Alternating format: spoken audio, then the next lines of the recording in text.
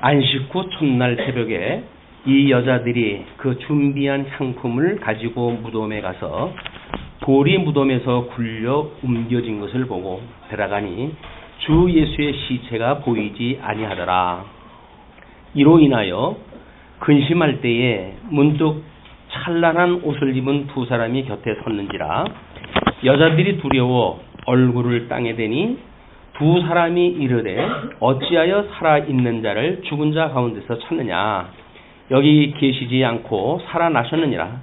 갈릴리에 계실 때에 너희에게 어떻게 말씀하셨는지를 기억하라. 이르시기를 인자가 죄인의 손에 넘겨져 십자가에 못 박히고 제3일에 다시 살아나야 하리라 하셨느니라 한데, 그들이 예수의 말씀을 기억하고 무덤에서 돌아가 이 모든 것을 11사도와 다른 모든 이에게 알리니, 이 여자들은 막달라 마리아와 요한나와 야고보의 모친 마리아라. 또 그들과 함께 한 다른 여자들도 이것을 사도들에게 알리니라. 사도들은 그들의 말이 허탄한 듯이 들려 믿지 아니하나 베드로는 일어나 무덤에 달려가서 구부려 들여다보니 세마포만 보이는지라. 이 된 일을 놀랍게 여기며 집으로 돌아가니라. 이게 누가복음 마지막 장입니다. 그래서 우리 그 안에 속지로 드려진 것을 보게 되면 제3절 지상사역을 마치신 내용으로 24장이 소개가 되어지고 있습니다. 그래서 예수 그리스도의 속죄사역인데, 그 예수 그리스도의 속죄사역을 통해 가지고 그리스도임을 증거했던 그런 그 내용이에요. 그래서 양대 언약이 상실된 이후 둘째 아담이신 예수님이 오셔가지고 속죄사역을 통해 가지고 양대 언약을 회복하시는 그 내용입니다. 그래서 그 오른쪽 신구약 성경의 관계를 그림으로 표를 갖다 해드렸어요. 그래서 많은 성경이 구약을 예표로서의 모형과 그림자로 이렇게 설명을 하고 있습니다. 우리가 자칫 언약의 섭리라고 우리가 구약 성경을 이해를 하고, 그 다음에 신약 성경을 성취라고 하는 이 개념으로 이해를 하게 되면 그 근거가 구약 성경이 더욱 그 근거가 있는 것이 아닌가, 뭐 이런 생각을 하기가 쉽거든요. 그런데 지금 영광의 광채로 오셨던 그 예수님이 이제 그 영광의 광채를 제대로 알지 못했던 그림자처럼 흑백으로 봤던 그 구약 성경의 내용들을 그 벽면에 그림자로 표현되어진 그런 그 그림입니다. 그렇기 때문에 구약 성경은 육적의 형식으로 되어져 있어요. 그래서 어떤 실체적인 이런 그 예수님에 대해서 분명히 우리가 알아볼 수는 없습니다. 그러나 오히려 더 육적인 계시 방법으로 되어져 있기 때문에 우리가 감지할 수는 더욱 유리한 것 같아요. 우리가 어떤 혈육적으로 그 그림을 이해하고 하는 데는 매우 필요한 그림으로 되어져 있다. 그래서 그 구약 성경과 신약 성경의 관계를 실체와 모형이라고 하는 것으로 이해를 하시고, 그러나 모형이 모형적으로 주어졌던 구약 성경이 예수님이 오심으로 이루어진 거기 때문에 우리가 구약 성경을 언약이라고 하는 구도로 이제 놓고 보는 겁니다. 아마 그렇게 보시면 오해가 없을 것 같아요. 그렇게 해서 24장 1절로 35절을 사망 권세를 이기시고 부활하셨던 우리 예수님에 대한 그 내용을 누가는 이렇게 이제 기록을 갖다 해갑니다. 누가가 지금 설명해 가는 방식은 또 마태나 마가가 설명했던 방식하고 좀 틀려요. 그러니까 다르게 표현을 갖다 해갔어요. 그러니까 그 다르게 표현한 걸 가지고 성경이 뭐 틀리냐라고 하는 그런 그 눈으로 볼 것이 아니라, 왜 누가는 이런 각도로 부활했던 그 이유를 기록했는가, 이런 관점으로 우리가 성경을 봐야 다각적으로 마태나 마가나 누가나 요한이나 이에 자기가 쓰고 있는 복음서의 주제에 맞춰가지고 지금 그걸 쓰고 있단 말이죠. 그런 관점으로 이해를 하시게 되면 아마 더 보완적으로 예수님의 그런 부활의 영광의 모습을 우리가 함께 볼 수 있을 거라고 보여집니다. 일단은 우리 1절서부터 12절까지 내용이 그냥 주님께서 부활하셨던 내용을 아주 간단하게 소개를 해드렸어요. 그래서 안식 후 첫날 새벽에 여자들이, 그 여자들이라고 한다면 23장 56절 55절서부터 보시게 되면 갈릴리에서 예수와 함께 온 여자들이 뒤를 따라 그 무덤과 그의 시체를 어떻게 두었는지를 보고 돌아가 향품과 향유를 준비하더라. 그래서 그 향품과 향유를 준비하려고 했던 그 여인들이 지금 이제 안식 후 첫날 온 겁니다. 그래서 그 새벽에 준비한 향품을 가지고 무덤에 가서 돌이 무덤에서 불려 옮겨진 것을 보고 들어가니 주 예수의 시체가 보이지 아니하더라. 여전히 지금 그 여인들은 장례 절차가 끝나진 않았어요. 이들은 그러니까는 메시아로 이해를 못했던 그냥 자연인의 그런 그 상태로 보게 되면 장례 드릴 때 향품과 향유의 처리가 미완되어져 있는 상태로 이해를 했기 때문에 그들은 안식 후 첫날 그 마지막 그 장사 절차를 지금 치르겠다고 그걸 가지고 갔던 거죠. 그런데 시체가 보이질 않습니다. 이로 인하여 근심할 때에, 왜냐하면 이제 그 예수님이 부활을 한다라고 하는 거짓말을 소문을 내고 그렇기 때문에 그 시체가 없어질지도 모른다. 그들이 취하여 갈지도 모른다. 라고 하는 오해를 불식시키기 위해 가지고 그걸 봉인까지 시키고 그랬던 그 장면이 있는 거거든요. 그래서 이 시체가 없었다는 그런 그 이야기는 믿는 사람의 입장에서 보게 되면 그 시체가 마치 누가 이제 그 가지고 갔기 때문에 그 예수님이 생전에 하셨던 그런 그 일에 대해서 연결이 안 되어지는 일이 벌어질 뿐만 아니라 또 예수님을 십자가에 못 박아 죽였던 사람들, 이런 그 사람들은 봐라, 저들이 예수님의 시체를 지금 훔쳐갔다, 이렇게 이제 이야기를 할 수가 있기 때문에 상당히 그 정치적으로는 위험한 상태가 되어진 겁니다. 여자들이 두려워가지고 있는데 문득 찬란한 옷을 입은 두 사람이 곁에 섰어요. 그건 뭐 천사를 우리가 이야기를 하는데, 여자들이 두려워 얼굴을 땅에 대니 두 사람이 이르되 어찌하여 살아있는 자를 죽은 자 가운데서 찾느냐? 두 사람이 지금 말을 갖다 했다고 하는 그것을 이제 강조하는 이유도 누가는 이제 마가나 마태가 표현했던 건 한 사람의 천사를 이야기하기도 하거든요. 그렇기 때문에 그거는 지금 두 사람이 동일한 이야기를 허물어 해서 다른 저자가 한 사람으로 표현했던 그것하고의 어떤 차이가 없음을 지금 이제 강조를 다 하는 겁니다. 그래서 어찌하여 살아있는 자를 죽은 자 가운데서 찾느냐? 여기 계시지 않고 살아나셨느니라. 갈릴리에 계실 때에 너희에게 어떻게 말씀하셨는지를 기억하라. 이거는 이제 그들이 예수님이 살아생전에 이야기했던 뭐 3번씩이나 이제 고난을 당하실 것을 예언을 갖다 했고 제자들한테 이야기를 했기 때문에 그들한테 아주 익히 잘 알고 있는 내용들이에요.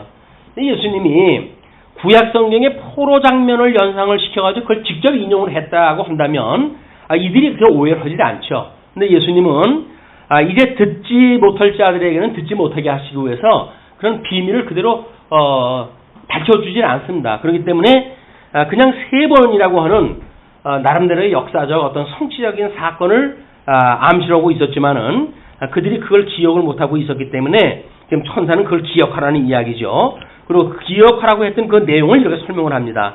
인자가 죄인의 손에 넘겨져 십자가에 못 박히고 제3일에 다시 살아나야 하리라 하셨느니라. 그렇게 그 말을 상기시키니까 그들이 예수의 말씀을 기억하고 무덤에서 돌아가 이 모든 것을 11사도와 다른 모든 이에게 알리니. 그래서 그들이 뭐 그 수많은 3년 동안 하셨던 예수님의 이야기를 기억하라고 그랬을 때 무슨 이야기를 기억을 하겠어요? 뭐 그 3년 동안의 그 이야기 중에 그런 그 기약할 내용을 천사가 지목을 해가지고 죄인의 손에 넘겨져 십자가에 못 박히고 제3일에 다시 살아나야 할 것, 바로 십자가의 도입니다. 그거를 이제 이야기했다 하니까 기억을 갖다 해요.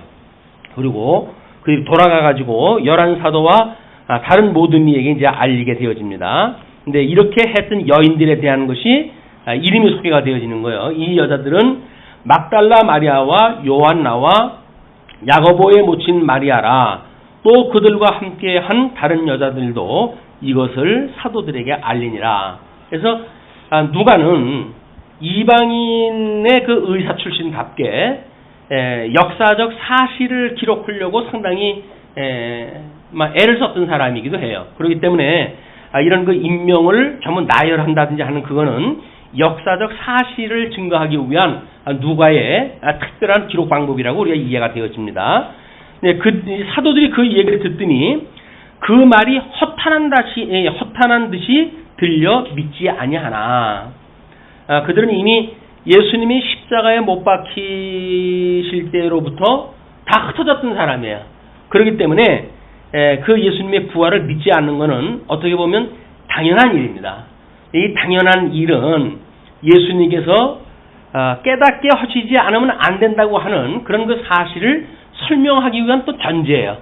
처음서부터 제자들이 이거 여인들이 이야기했던 것처럼 정말 우리 주님께서 그렇게 이야기를 하셨는데 라고 기억을 했다 하면 좋을까요?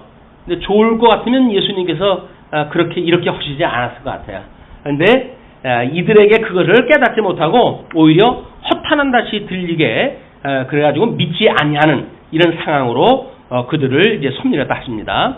그런데 베드로 이제 우리 예수님 살아 계셨을 때나 돌아가셨을 때나 가장 앞서기 좋아하는 베드로가 일어나가지고 무덤에 달려가요. 그래가지고 구부려 들여다 보니까 세마포만 있는지라 그 된 일을 놀랍게 여기며 집으로 돌아가니라.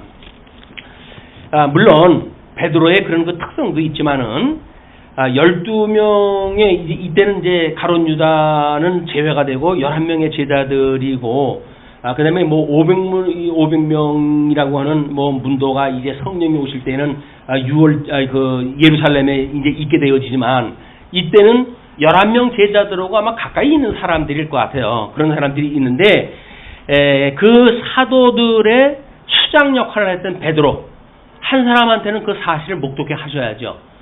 역사적 사실로 해가지고 이제 당신의 부활 사건을 설명하시기 위한 최소한도의 또 안전장치이겠지. 주님께서 해가시는. 그래서 이제 베드로가 이제 뛰어가지고 그걸 확인하게 되어집니다.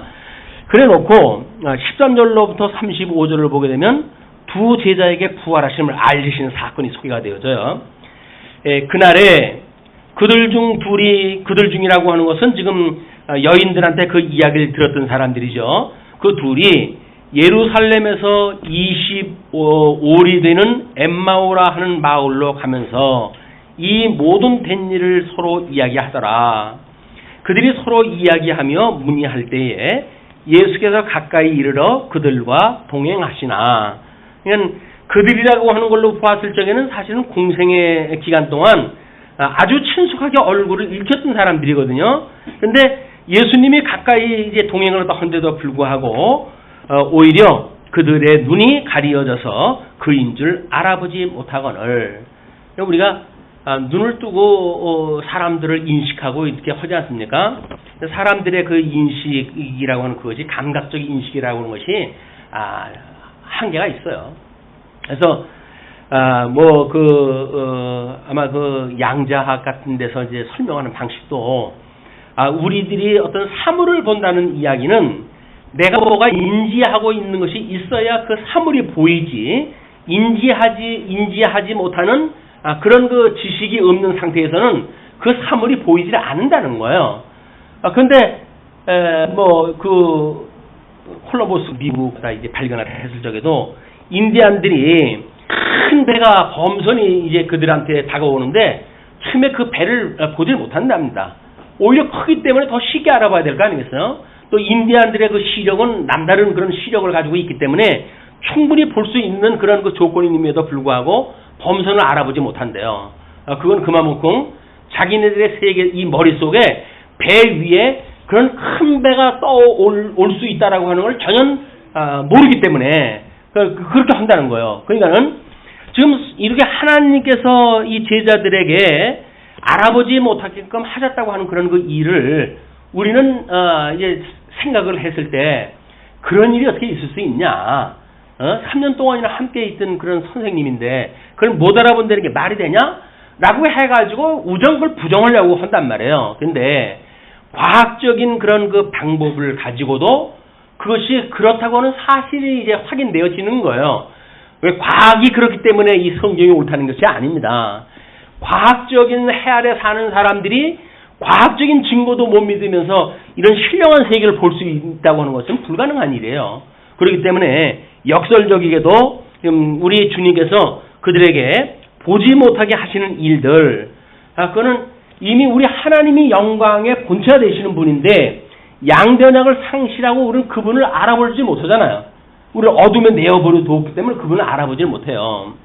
그런데 우리 예수님께서 우리의 눈을 열어가지고 보게 하셨을 때 비로소 천상의 세계와 그 천상의 세계를 지으신 하나님을 우리가 마주보는 것이 알게 되어지는 이것이 복음의 역설이기도 합니다. 우리들이 본다고 하는 그런 그 이야기는 영적 감각을 가지고 보았을 때 보인다는 이야기예요. 그런데 예수께서 이르시되 너희가 길 가면서 서로 주고받고 하는 이야기가 무엇이냐 하시니 두 사람이 슬픈 빛을 띠고 머물러 서더라. 제자들이 동행을 하면서 이야기를 하다 가는 거 아니에요? 근데 예수님이 옆에서 슬쩍 끼어가지고는 뭔 얘기를 갖다 하냐 이야기 갖다 했더니 두 사람이 머물러 설 정도의 충격적인 사건, 이거를 지금 이 동행하는 이분이 지금 모른단 말이에요. 그게 그러니까 그 한 사람인 글로바라 하는 자가 대답하여 이르되 당신이 예루살렘에 체류하면서도 요즘 거기서 된 일을 혼자만 알지 못하느냐? 그 역사적인 대사건이 일어나는데 당신만 그걸 알지 못하느냐 이야기죠. 이르시되 무슨 일이냐? 이르되 나사렛 예수의 이름이 그는 하나님과 모든 백성 앞에서 말과 일에 능하신 선지자이거늘. 이건 이미 예수님이 그 하나님 나라에 대해서 선포를 갖다 해왔고 그러기 때문에 그걸 그들은 선지자로 이해하다 했던 거예요. 아마 그거는 그리스도로 이해하기 위한 그런 어떤 부분적인 이해로 우리가 볼 수도 있겠죠. 그래서 우리 이 대제사장들과 관리들이 사형 판결에 넘겨주어 십자가에 못 박았느니라. 역사적 사실을 이야기 갖다 해요. 우리는 이 사람이 이스라엘을 속량할 자라고 바라노라. 이뿐 아니라 이 일이 일어난 지가 사흘째요. 또한 우리 중에 어떤 여자들이 우리로 놀라게 하였으니 이는 그들이 새벽에 무덤에 갔다가 그의 시체는 보지 못하고 와서 그가 살아나셨다 하는 천사들의 나타남을 보았다 함이라. 이제 예수님이 대한 사건, 십자가에 돌아가셨던 사건, 그걸 이제 이야기를 했는데 그분은 우리들이 바라기는 속량할 자로 바랐다 이 얘기예요. 그 속량할 자는 이제 구약성경에 언약되어진 메시아로 와가지고 이스라엘 백성들을 속량할 분으로 우리 바랐는데 그분이 이제 그 십자가에 못 박았다. 그분을 십자가에 못 박았다. 근데 그것뿐만 아니라 또 이제 기이한 일이 일어나는데 그 여자들이 새벽에 갔다가 시체를 보지 못하고 돌아와서 그가 살아났다고 하는 이야기를 들었다. 그래서 예수의 죽으심과 부활이라고 하는 사건을 예수님이 알려주시기 전에 자연인들이 이해하고 있는 그런 그 상황을 그대로 설명하다 하는 겁니다. 그러니까 또 우리와 함께 한 자 중에 두어 사람이 무덤에 가 과연 여자들이 말한 바와 같음을 보았으나 앞에서는 베드로만 지금 설명이 되어졌잖아요. 근데 모르긴 몰라도 증인을 삼으려면 2명 이상의 증인이 필요하기 때문에 아마 이 후자의 이야기가 베드로를 언급할 때에 설명되지 아니한 복수의 또 한 사람이 있다고 보여집니다. 그래서 우리와 함께한 자 중에 두어 사람이 무덤에 가 과연 여자들이 말한 바와 같음을 보았으나 예수는 보지 못하였느니라 하거늘 이르시되 이제 그렇게 보고 났다 했어요. 죽으시는 그런 그 사건서부터 부활하셨던 사건 또 그런 그 자기네들의 동료들이 그 다음에 발견하지 못했던 시신에 대한 문제 그리고 그걸 확인했던 제자들의 이야기, 아주 그런 그걸 일목요연하게 정리가 해가지고 이제 이야기를 해서 예수님한테 그랬더니 예수님이 이르시되 미련하고 선지자들이 말한 모든 것을 마음에 더디 믿는 자들이요. 앞에 너희들이 그들이 그 말과 일에 능하신 선지자라고 말을 갖다 했으면서도 어떻게 선지자들이 말한 모든 것을 마음에 더디 믿고 있느냐, 그걸 왜 못 믿고 있느냐, 그런 그 이야기예요. 그러면서 그리스도가 이런 고난을 받고 자기의 영광에 들어가야 할 것이 아니냐 하시고, 그 다음에 이에 모세와 모든 선지자의 글로 시작하여 모든 성경에 쓴 바 자기에 관한 것을 자세히 설명하시니라.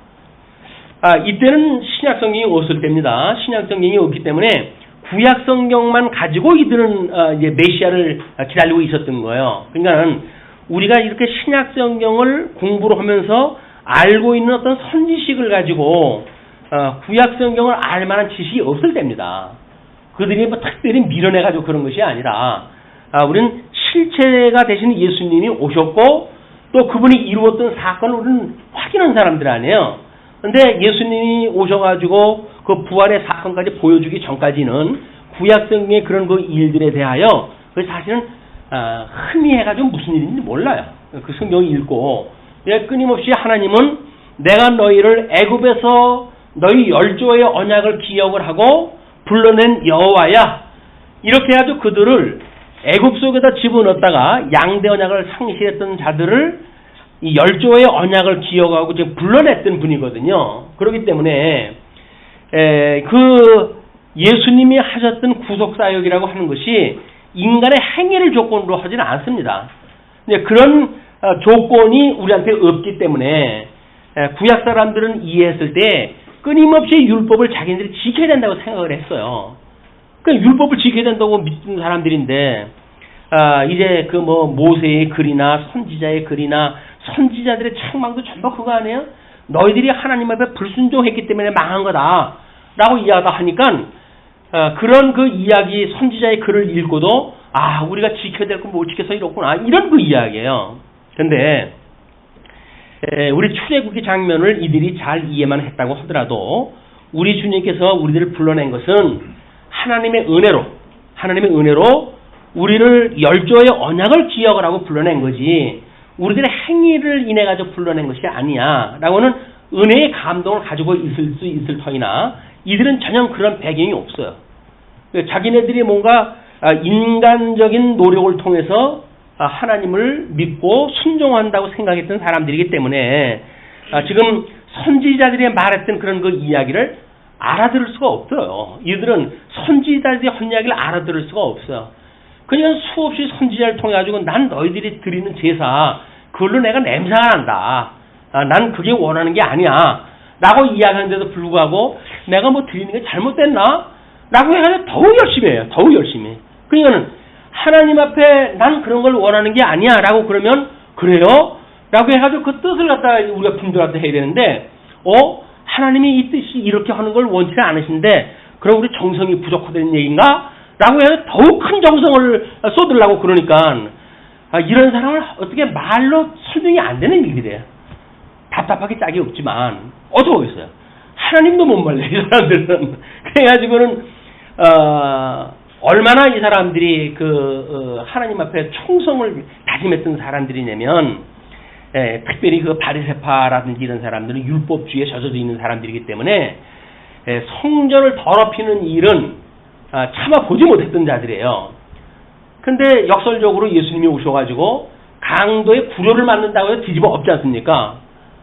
자기네들은 그 성전을 지극정성으로 보호를 하고 있다고 생각을 하는데 실체가 되시는 예수님이 오셔가지고는 강도의 구려를 만든다고 해가지고 그걸 책망을 하셔요. 그냥 관점이 틀리는 거예요.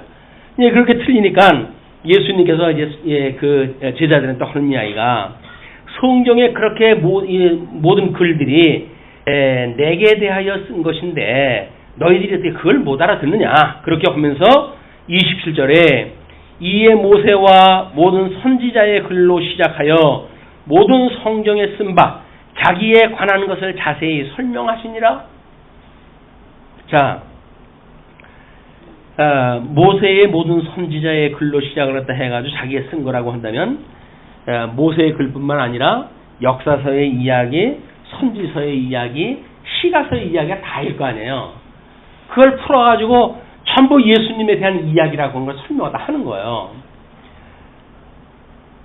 뭐 시간적으로 해가지고 뭐 얼마가 걸리냐, 뭐 그거는 그렇게 중요하지는 않습니다. 복음이라고 하는 그거는 우리가 십자가의 도를 이야기를 했지만 모세오경을 한마디로 압축을 했다 해가지고 이제 이 아브라함에게 언약했던 내용과 그 다음에 그거를 그들이 언약했던 땅을 버리고 애굽으로 내려가가지고 그 400년 동안 종노릇했던 사건과 그들을 다시 불러내가지고 하나님이 어떻게 그 율법을 수요했는지에 대한 그런 그 내용들은 우리 사도행전에 가게 되면 그 사도들이 복음을 증거할 때 곧잘 인용하는 내용들이에요. 그렇기 때문에 그렇게 그럼 뭐 구약성경 그걸 다 했단 말이야?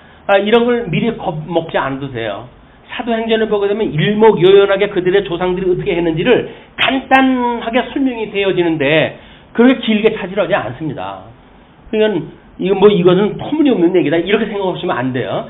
사도행전 이제 우리 이 누가복음을 끝나고 사도행전으로 들어가게 되면 연결이 더 쉽게 되어지겠지만 복음서를 또 끝이 나고 들어가야 되니까 잠시 뒤로 유보될 문제겠지만 사도행전에 보게 되면 전부 구약성경을 풀어가지고 예수님을 증거했다 해요. 근데 그 시간이 그렇게 길게 걸리질 않는다. 네, 그런 걸로 보아서 이제 우리 이해를 하시면 좋겠어요. 그래서 그걸 자세히 설명을 했다 하시니까 그들이 가는 마을에 가까이 가매 예수는 더 가려 하는 것 같이 하시니 그들이 강권하여 이르되 우리와 함께 유하사이다.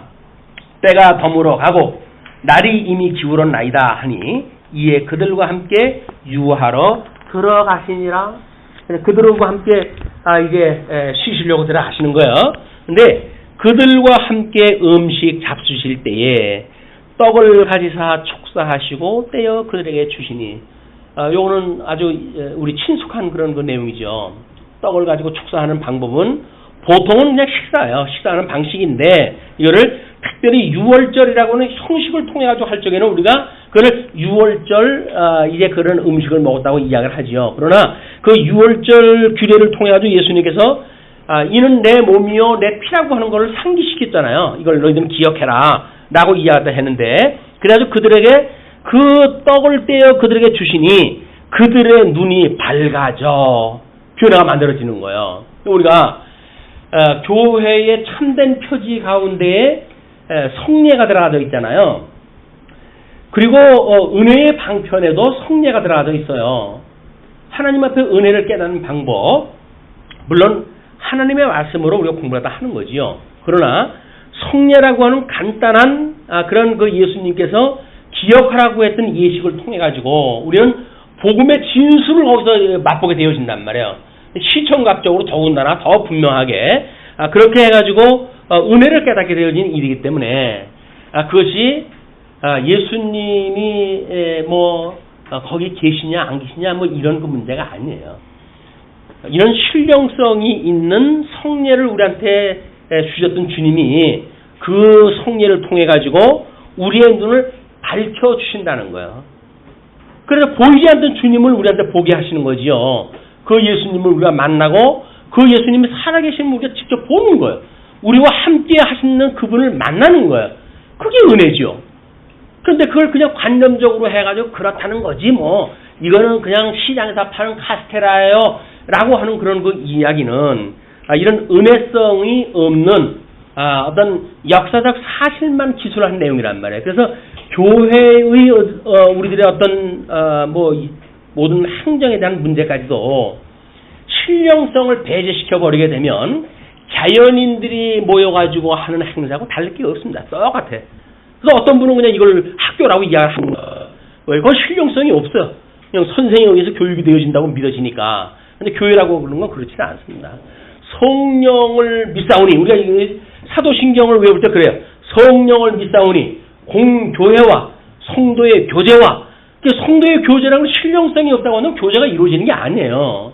무슨 동아리 그룹처럼 뭐 우리가 이렇게 교제를 나눈 것이 이 성도의 교제가 아닙니다. 성도의 교제는 신령한 교제예요. 지체로서의 교제예요. 그렇기 때문에 이건 성령께서 하게 하시는 역사예요. 성령의 능력으로 이루어지는 일이란 말이에요. 이거는 우리가 당당하게 되어지게 되면 교회 생활을 마치 그저 이런 일반 사회 단체처럼 생활하게 되어진다. 그렇지는 않습니다. 교회는 신령한 곳이에요. 우리가 중생인들이 모여서 살고 있지만 육신을 가지고 있기 때문에 더러 불완전한 모습들이 많이 노출이 되어지죠. 그러나 그거는 문제가 안 돼요. 신령성을 이야기하는데 그건 문제가 안 돼요. 더 역설적으로 그런 불완전한 모습을 통해 가지고 우리 주님께서 어떻게 온전케 해 가시는지에 대한 것이 보여지기 때문에 우리는 더 굳은 믿음에 우리가 들어갈 수가 있는 거거든요.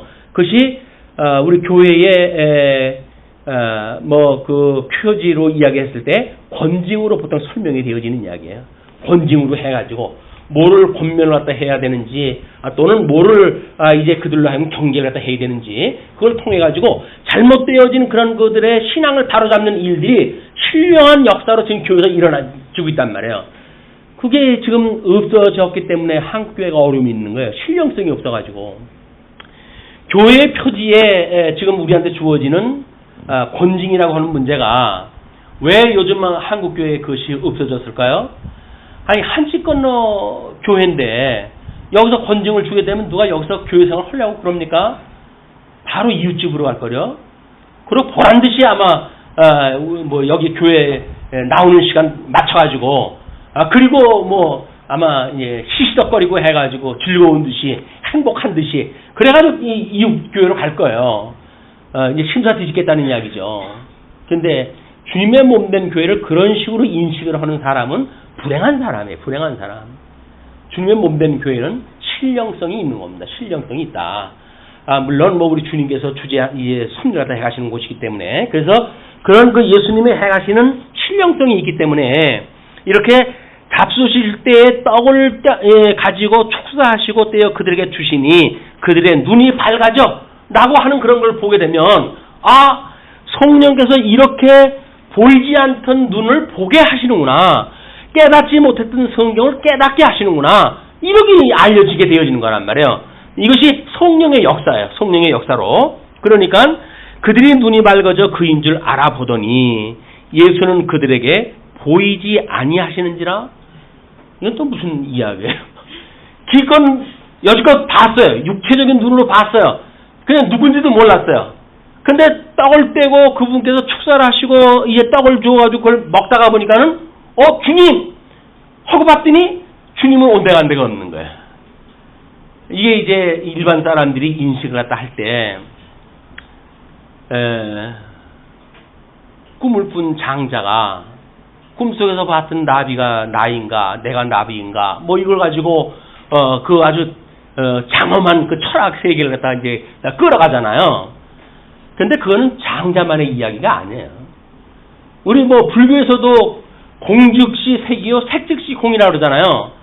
뭔가는 지금 눈에 보이는 세계가 무슨 본질의 세계가 있을 터인데 그 본질의 세계가 뭘까?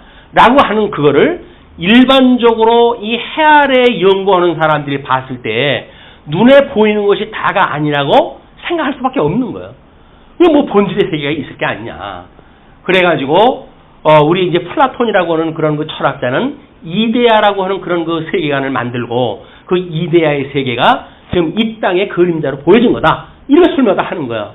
그걸 우리가 이원론이라고 이야기하는 거다. 이원론. 그러니까 공과 색이 뭔가 따로 존재한다는 거죠. 근데 우리는 여기에서 예수님 보이던 예수님 이제 보일 때는 예수님으로 못 알아봤잖아요.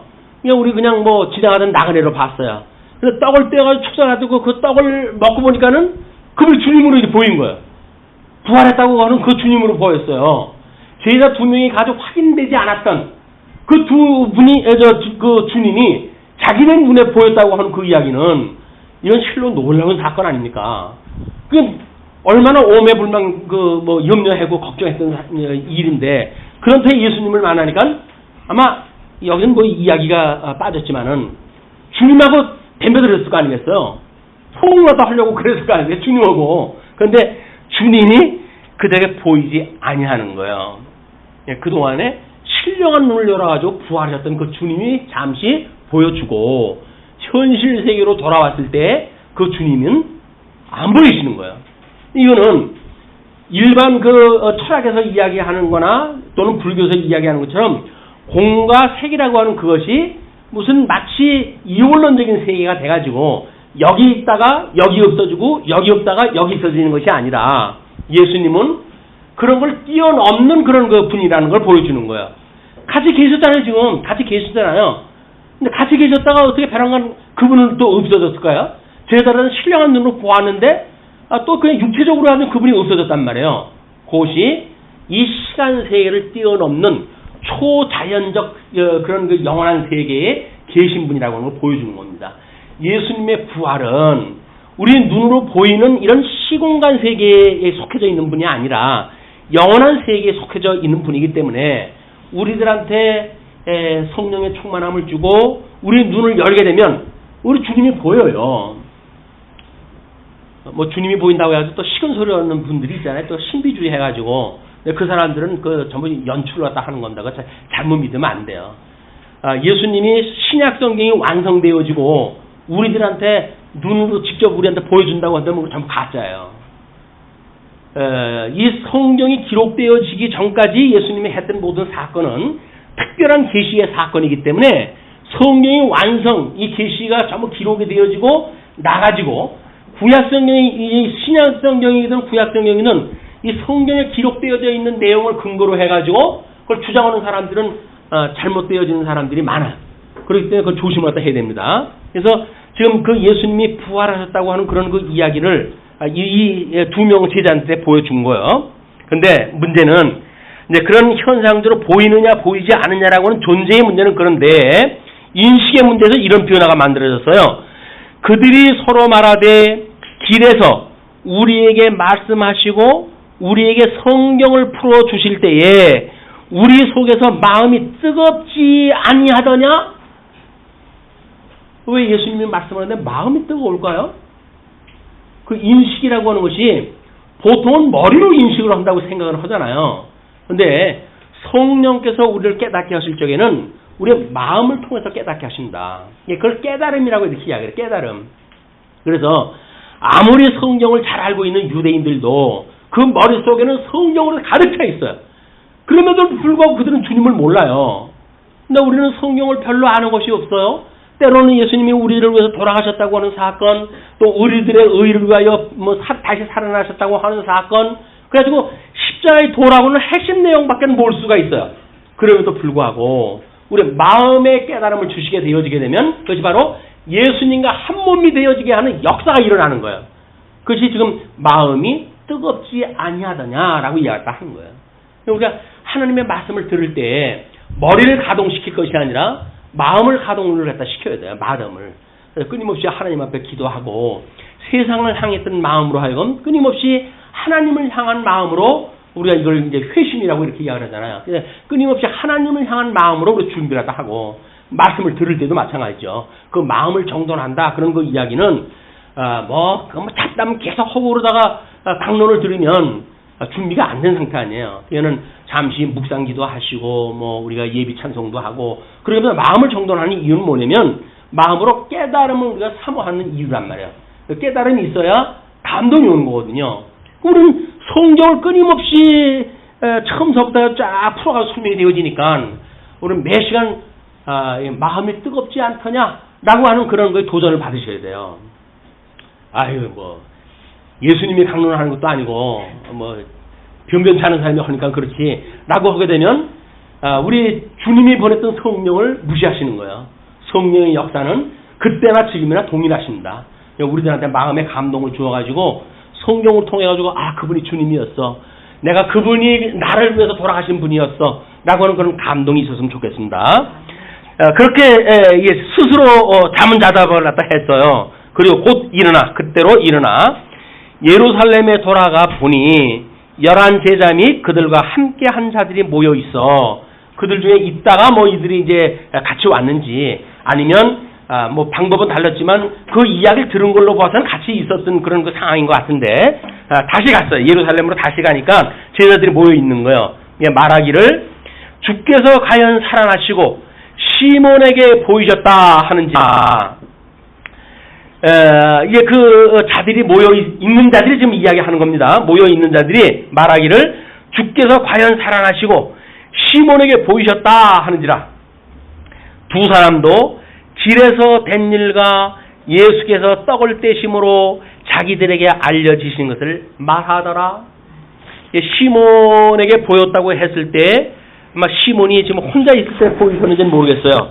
그렇기 때문에 두 사람의 증인을 더욱 증창케 해가지고 막 그걸 복수로 해가지고 온전한 증거의 방법을 택했는지, 아니면 무덤을 보러 갔을 때 두어 명이 보러 갔던 것처럼 두어 명이 부활했던 예수님을 만나가지고 충분한 증인의 역할이 감당되어졌는데, 거기에 또 두 사람이 다른 장소에서 그분을 만났다고 하는 초공간적 이런 그 부활의 상태를 이야기하게 하시기 위해서인지 자전 이렇게 되어진 거예요. 그래서 알려지신 것을 말을 갖다 합니다. 우리들한테 마음의 뜨거움이 왔고 신비한 어떤 경험이 있었고 라고 한다면 우리는 말하지 아니하고는 못 견디게 되어지는 거예요. 주님에 대하여. 그걸 우리가 뭐 때로는 간증이라고 하기도 하고 그러지요. 그러나 잘못되어진 간증은 우리가 어떤 그 조작되어진 그런 거에 의해 가지고 후회하는 그런 걸로 나중에 열매가 맺기 쉽습니다. 그러니까 그런 건 조심하다 하시되, 우리 안에 뜨거운 마음을 주셔가지고 예수를 그리스도로 믿어지게 하시고 그분을 우리가 주로 시인하게 되어진 이런 순수한 복음에 대한 이런 우리들의 심정의 변화는 끊임없이 우리가 나누는 것이 행복한 일이다.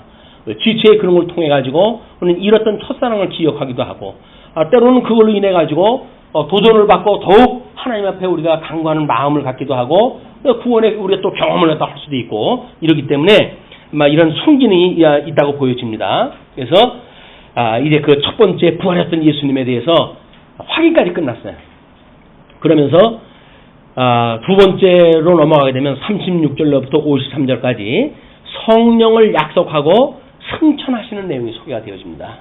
자, 36절로 43절 제자들에게 이제 나타나셔요. 이때는 증인될 사람들한테만 이제 나타났다고 한다면, 대표적으로 나타나셨다고 한다면 36절에는 더 구체적으로 이제 그 사역이 나타납니다.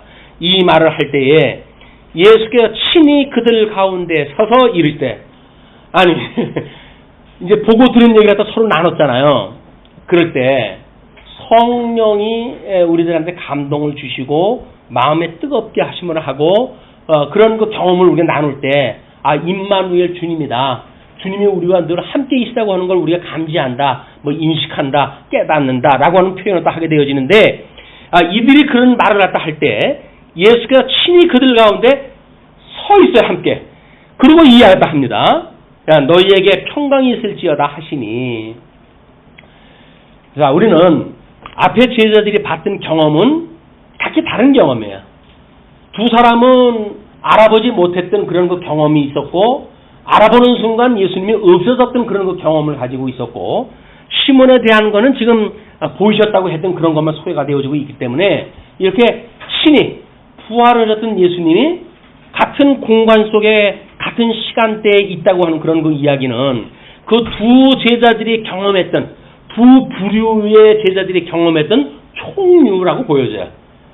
우리 주님께서 보여줬던. 그래서 주님께서 친히 묻습니다. 너에게 평강이 있을지어다 하니.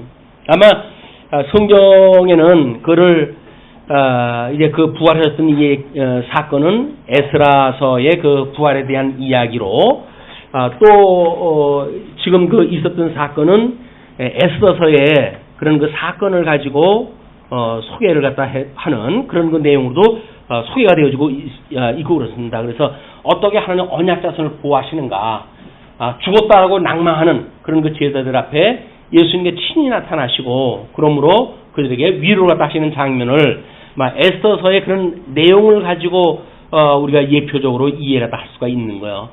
에스더서라고 하는 그 이야기는 에스라하고 느헤미야서의 가운데 시기의 역사적 배경입니다. 그러니까 1차 포로 귀환이 있고 그렇고 나서는 그 하만이라고 하는 그 인물로 인해 가지고 유대인들이 전부 멸절되어질 수밖에 없는 상황에 이르게 됐을 때요.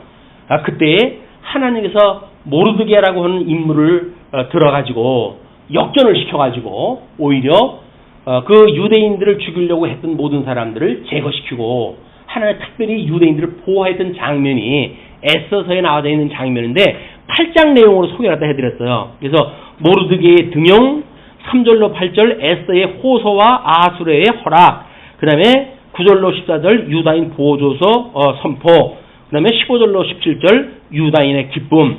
그 중에 그 8장 16절에 보시게 되면 유다인에게는 영광과 즐거움과 기쁨과 존귀함이 있는지라.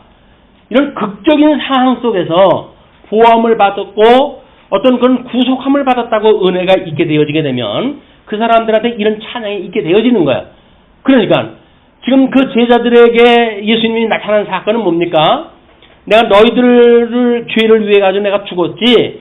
그러나 내가 그 죄의 권세를 이기고 부활한다고 약속을 했다 했지. 그대로 내가 부활했으니까 너희는 죄의 권세로부터 이제 자유를 입게 되어진 거야. 그 이야기예요. 너희들 하나님과 끝까지 너를 보호하시고 있었던 그런 그 일이야. 그러니까 너희들한테 묻기를 지금 예수님께서 뭐라 그래요? 평강이 있을 것이다, 있을지어다라고 이야기하는 겁니다. 평강이 있을지어다. 이제 새로운 세계가 열렸는데 새로운 피조물로 해서 새로운 영원한 세계에 지금 진입이 되어진 거 아닙니까? 이 제자들이. 물론 비록 이 세상에 있지만 그들은 부활하셨던 예수님과 지금 한 공간에 한 시간대 그 있음으로 해가지고 그들은 부활을 맛보고 있는 거예요. 함께. 예수님이 나와 함께 지금 살아나셨구나 라고 하는 걸 알 수 있게끔. 그러니까 너에게 평강이 있을지어다 라고 예수님이 이야기를 하셨단 말이에요. 자, 그리고 그들이 놀라고 무서워서 그 보는 것을 영으로 생각하는지라. 이제 이런 영으로 생각한다라든지 이런 거 문제는 요한복음을 들어가는 데 있어서 매우 중요한 사건이에요. 영지주의라고 하는 그런 자들이 아주 초기 상황의 그런 거 일이지만, 이게 특별히 이제 요한복음 또는 요한이 썼던 요한 1, 2, 3서 여기에 보게 되면 이 영지주의의 등장으로 인해 가지고 기독론의 오해가 만들어지고 그래요. 근데 그런 그 문제가 뭐냐면 예수님에 대하여 가연설, 예수님이 가짜로 드러났다. 하나님이 어떻게 육신을 입고 드러난단 말이냐. 그냥 하나님이니까 짠 하고 그냥 가짜로 드러났고, 그렇기 때문에 십자가에 돌아가시는 사건도 그렇게 뭐 공포의 사건이 아니다. 그 사람들 그렇게 이야기하는 거예요. 그래서 자기네들의 그런 영적 지식을 믿고 있는 자들만이 이제 자기네들 그룹으로 말하면 영지주의라고 하는 그런 데 있어서 영적 구원을 받는 사람들이라 이렇게 주장하는 사람들이거든요. 이게 우리 잘못되어지게 되면 이 영으로 부활했다고 하는 걸로 이제 오해가 되어지는 거예요. 우리가 사도신경을 할 때 뭐라 그래요? 우리 몸이 다시 살아날 것을 믿는다고 고백을 하지 않습니까? 물론 몸이 다시 살아나는 건 신령한 몸으로의 부활이죠. 그러나 그 몸이 우리는 웃고 이제 죽었기 때문에 영만 있는 거야. 뭐 혼백이 뭐 돌아다니다가 뭐 어쩌고 저쩌고 하는 게 전부 가짜예요. 지금 뭐 그 귀신 쫓는 그 교회 목사님이 뭐 어저께 방영됐죠. 보셨나요? 어저께 교회 행사 때문에 못 보셨을 수도 있을 터인데 그것이 알고 싶다라고 하는 프로그램에 나왔어요. 그래서 거기에 뭐 이제 성추행 사건, 뭐 이 재산 뭐 사건, 뭐 또는 그 아들한테 뭐 교회에 물려준 사건, 뭐 아주 복잡해가지고 교회가 시끄러워져 있는데 그 시끄러워져 있는 그런 그 상황에 그 목사가 이야기하는 것이 귀신이 인간의 120년 수완을 사는데 자기가 일찍 죽게 되면 나머지 그 시간 동안은 귀신이 내가 떠돈다는 거예요. 귀신 내쫓는 그 사람의 귀신론이에요, 그게. 진짜 귀신 신하나 까먹는 소리였다. 성경에 그런 내용이 없어요. 죽으면 바로 하나님한테 가든지 지옥에 가든지 하는 거지. 뭘 떠돌기는. 그래가지고 어떤 영만이 존재하는 그런 세계가 있다고 이제 이야기를 하는 거예요. 그렇기 때문에 여기서 예수님을 보고 제자들이 영으로 생각한다고 하는 그런 그 이야기는 앞으로 요한복음서부터 전개되어질 영지주의자들의 그런 생각세계, 또는 우리가 그동안 그렇게 중요하게 생각하지 않았던 그런 그 부분들이 이제 이 일로 인해 가지고 문제의식을 가져야 될 그런 그 때인 거예요. 영으로만 우리 주님이 부활했다고 하는 게 영이 부활했다는 이야기인가? 그러면 우리들은 나중에 뭐 영으로만 어떻게 한다는 이야기인가? 이렇게 되어진단 말이에요. 예, 여기서 지금 그 제자들이 보고 놀라는 것이 영으로 생각하기 때문에 그러는 겁니다. 그러니까 예수께서 이르시되 어찌하여 두려워하며 어찌하여 마음에 의심이 일어나느냐? 내 손과 발을 보고 나인 줄 알라. 또 나를 만져보라. 영은 살과 뼈가 없으되 너희 보는 바와 같이 나는 있느니라. 영원한 존재에 대한 문제가 이들이 흔히 생각하듯이 또는 헬라 철학권에서 살고 있던 사람들의 상식적 이해가 이데아 세계가 있고 이 세계가 있는 거 아니에요. 그 이원론으로 생각을 다 하고 있단 말이에요. 영이 있는 세계가 있고 육이 있는 세계가 있다고 보여지니까 이렇게 예수님께서는 지금 뼈와 살을 감지할 수 있는 몸을 가지고 계셔요. 그걸 감지하고 있다는 이야기는 그렇다고 해서 그걸로만 되어져 있는 것이 아니에요. 영원한 세계에도 존재했다 하시는 분이에요. 그러니까 영원한 세계와 이 세계가 어떻게 공존하는가에 대한 이론론적 세계관, 내재적으로 초월되어져 있는 이론론적 세계관을 우리는 여기서 이제 미리 예행 연습을 갖다 해야 돼요. 그래 요한복음 들어가게 되면 거기에 1장 1절이 설명이 쉽게 되어집니다. 그래서 주보의 뒷면을 보시게 되면 거기 그 요한복음 1장에 필요한 내용들이 전부 기록이 되어져 있어요. 그래서 뭐 영지주의라든가 예정론이라든가 또는 타초에 대한 개념이라든가라고 하는 걸 도표로 설명하다 했으니까 일주일 동안 요거는 조금 묵상을 갖다 해가지고 공부를 갖다 미리 예습을 갖다 하시게 되면 다음 시간에 우리 요한복음 공부하실 때 유익하리라고 생각이 듭니다. 자, 그렇게 해가지고 하니까 그 예수께서 이제 그렇게 나는 그렇게 그런 것들이 있다. 보는 바와 같이 나는 뼈와 살이 있다. 이렇게 이야기를 하십니다. 그러면서 이제 그 40절 이 말씀을 하시고 손과 발을 보이시나 그들이 너무 기쁨으로 아직도 믿지 못하고 놀랍게 여길 때에 이르시되 너무 기뻐가지고 너무 기뻐도 못 믿어요. 우리 감정이 앞서게 되어지게 되면 이 마음의 이 중심이 깨달아야 될 그런 것보다는 어떤 한쪽으로 치우치게 너무 기뻐가지고 아직도 믿지 못하고 놀랍게 여길 때에 우리가 마음이 회심되어진다고 하는 건 매우 중요합니다. 우리 하나님께서 사람을 영과 육으로 해가지고 지으셨잖아요.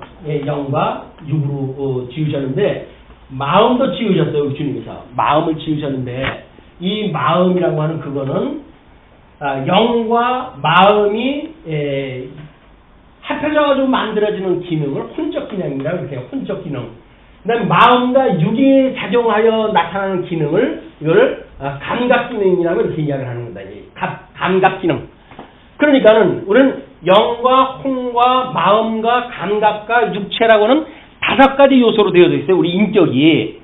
이거를 이제 사람들은 이렇게 해서 이걸 혼적에서 나오는 거를 지, 그 다음에 여기서 나오는 걸 정, 그 다음에 이 마음에서 나오는 걸 의, 해가지고 지정의라고 하는 인격으로 구분을 다 하는 거예요. 근데 우리는 영성도 포함이 되어지고 덕성도 포함이 되어지기 때문에 성도들의 우리 인격은 5개로 세부적으로 해야 잠언에 대한 모든 내용도 설명이 가능하고 그리고 구원의 서정을 이야기할 적에도 이렇게 설명이 가능하다고 공부 시간에 이야기를 했죠. 여기서도 아마 했을 거예요. 우리 예배 시간에도. 다른 시간에 이제 그렇게 강조가 많이 되어졌습니다만은. 그래서 이런 우리들의 인격이 어떻게 되어지니까 매우 중요한 건데 이들이 예수님을 봤잖아요. 그 예수님과 함께 있는 걸 깨달았잖아요. 근데 여기서 지금 감각 기능은 나타났어요. 기쁘다고 하는 감각 기능은 나타나는데 여기서 믿는다고 하는 이 믿음에 대한 이런 그 이야기는 아직 나타나지는 않았단 말이야. 그러니까 이거는 어떤 성령에 의해 가지고 기쁜 것이 아니고 우리들의 이 마음이 회심이 되어져 가지고 이미 깨달음이라고 하는 것이 여기에 있게 되어졌을 때 깨달아 알고라고 하는 이 지식이 만들어지고 믿는다고 하는 이런 그 감각이 이루어지는 거거든요.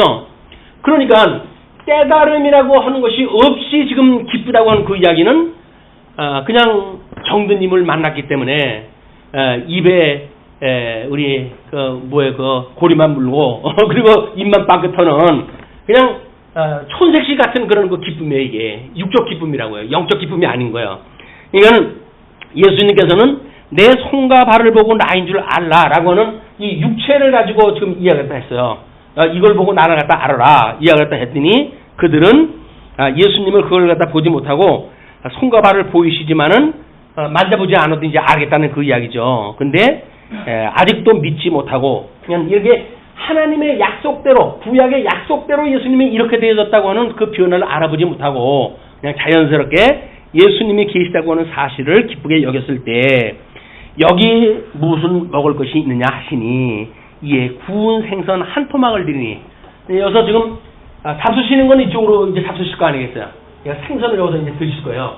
이 생선을 이제 이에 구운 생선 한 토막을 드리니 받으사 그 앞에서 잡수시더라. 왜냐면 여기를 지금 뼈와 살이 있다라고 하는 사실을 이 확인을 갖다 시켰더니 제자들이 만져보지는 않았잖아요.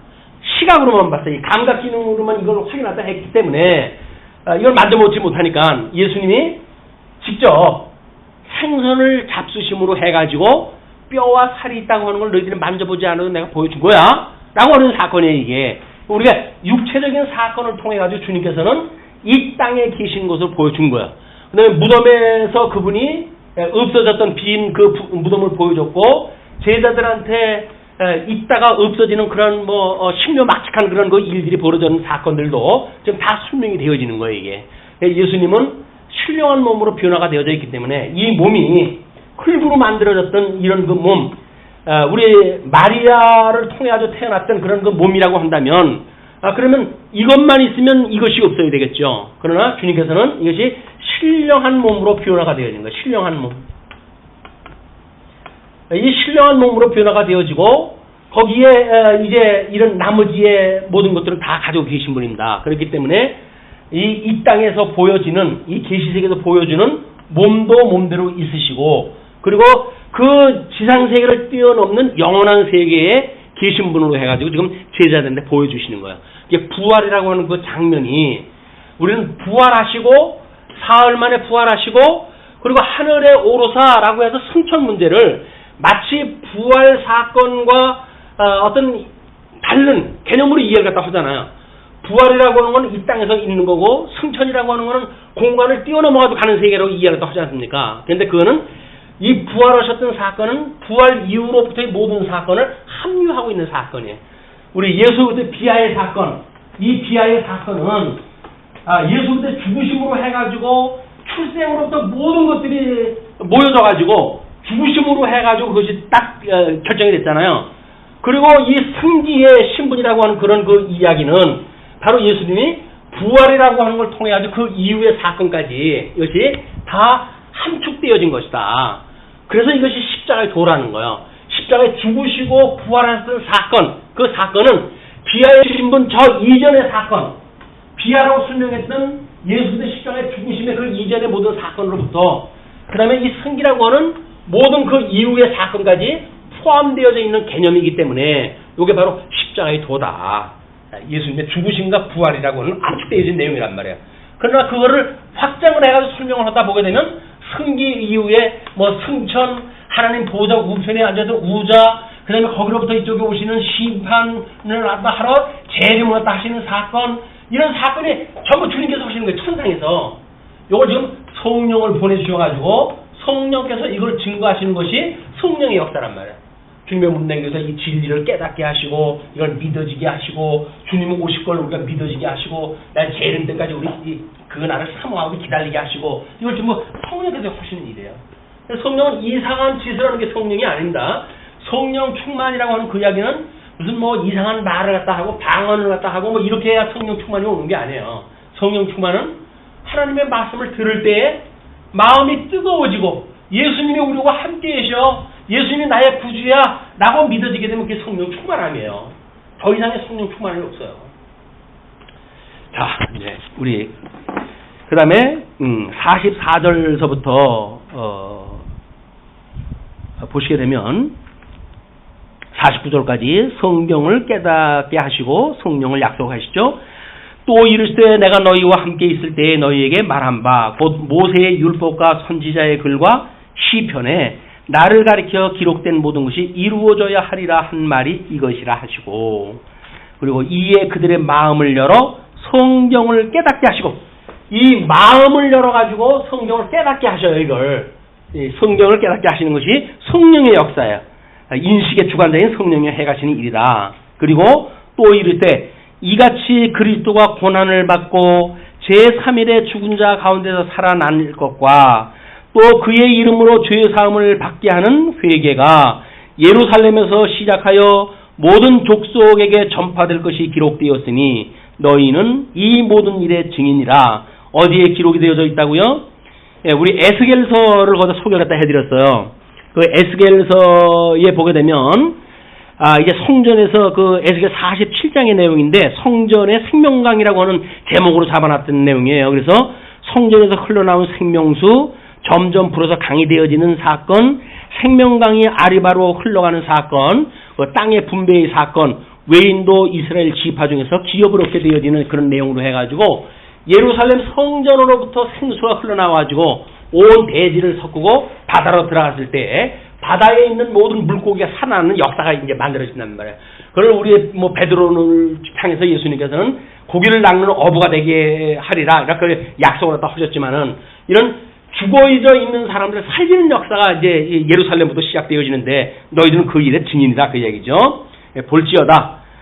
내가 내 아버지께서 약속하신 것을 너희에게 보내리니 그건 성령입니다. 너희는 위로부터 능력을 입혀질 때까지 이 성에 머물라 하시니라. 그리고 이제 50절로부터 53절까지 제자들에게 축복하시고 승천을 하십니다.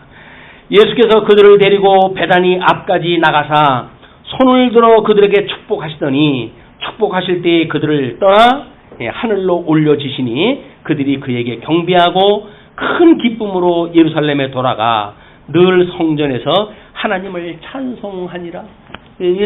예루살렘으로 돌아가가지고 지금 찬송하는 기간이 6월절에 예수님이 이제 돌아가셨고, 지금 초실절로 해가지고 부활을 갖다 하셨던 사건 아니에요? 그 다음에 77절이 이제 오게 되어지니까, 이 77절 때 성령이 오시는 거예요. 그러니까 이때까지, 이 초실절로부터 77절까지 예루살렘에서 기다리면서 주님을 기다려라 라고 하는 그 이야기를 믿고 지금 예루살렘을 가가지고 예배를 드리는 장면들입니다.